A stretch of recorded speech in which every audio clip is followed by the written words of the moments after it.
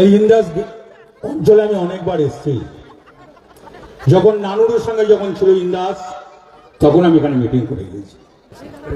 আজকে খুব দুঃখ লাগে যে সব জায়গায় লিড হয়।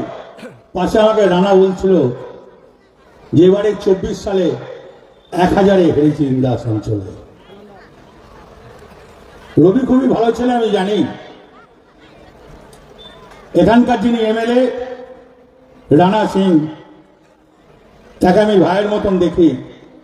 সামনে বলছে এসআর এসআর করে চিৎকার করছে কেন্দ্র সরকার এবং ইলেকশন কমিশনার। বাংলায় এসআর করতে পারলে লাভ আছে। তুমি আসামে 4 লক্ষ মুসলিমকে ভোটার লিস্ট থেকে বাদ দিয়ে জেলে রেখেছো, আর 14 লক্ষ হিন্দুকে ভোটার লিস্টে বাদ দিয়ে তুমি জেলে রেখেছো। কিন্তু এখানে পারবে না। এখানকার যারা বিয়ালে 2 আছে, তারা সুন্দর পরিবেশে কাজ করেছে, 100% করেছে। তুমি আমাদের এসআইআর এর পর তুমি এনআরসি করবে, আমরা জানি। এনআরসি করে কি করবে? ভোটার লিস্টে বাদ দেবে, ভোটার লিস্টে বাদ দিয়ে জেলে নিয়ে যাবে। তো গুড়ে বাড়ি পারবে না। এটা পশ্চিম বাংলা। কে যেন আছে? মমতা ব্যানার্জি আছে।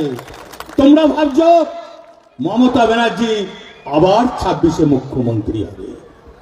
তোমাদের ক্ষমতা নাই, তোমরা এসআইআর করে এনআরসি করবে। ও ভয় আমাদেরকে নিয়ে দেখেও না। এসআইআর এনআরসি হলে আমরা কি ছেড়ে দেবো?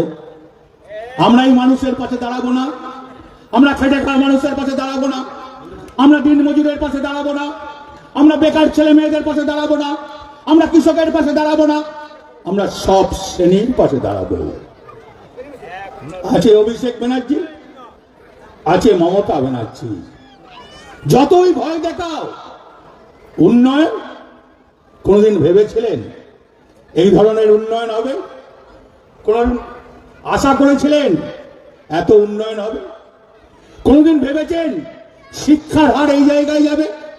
কোনদিন ভেবেছেন স্বাস্থ্য সাথী এই জায়গায় যাবে? ভাবেন নাই। মমতা ব্যানার্জি কি দেয় নাই আপনাদের?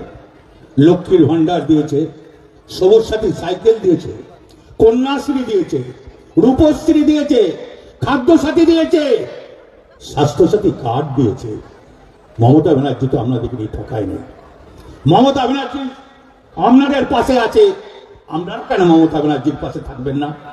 মমতা ব্যানার্জির ভোট তো 5 বছর পর আছে। 26-এর ভোট